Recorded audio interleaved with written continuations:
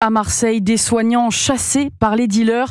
Depuis 1 an déjà, un centre médical de proximité rattaché à l'hôpital Édouard Toulouse dans le centre-ville est fermé, investi par les trafiquants qui font la loi dans ce quartier. Les soignants ont été menacés de mort, ils ne peuvent plus travailler et les patients, eux, n'ont plus accès aux soins.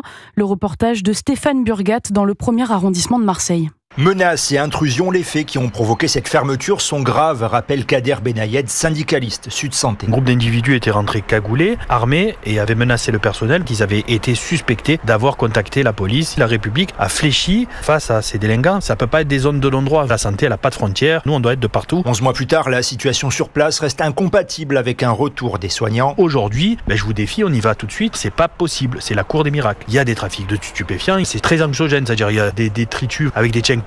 C'est avec des vieux canapés, avec du monde autour. Il y a des feux à même le sol pour se réchauffer. Tout ça, c'est parce que la République, via toutes les institutions, a déserté. Et des conséquences pour les patients, s'alarme Anne-Lise, une des infirmières de la structure. On a perdu de vue 10% de nos patients qui venaient et qui ne viennent plus à cause de la distance. C'est grave puisque en plus on peut pas aller les voir sur place. Non, le centre ne réouvrira pas. Là, c'est de pire en pire, donc il vaut mieux ne pas y retourner à cet endroit-là. Statu quo intolérable pour ces soignants qui ne savent pas où et quand ils pourront se réimplanter en centre-ville. Marseille, Stéphane Burgat, Europe.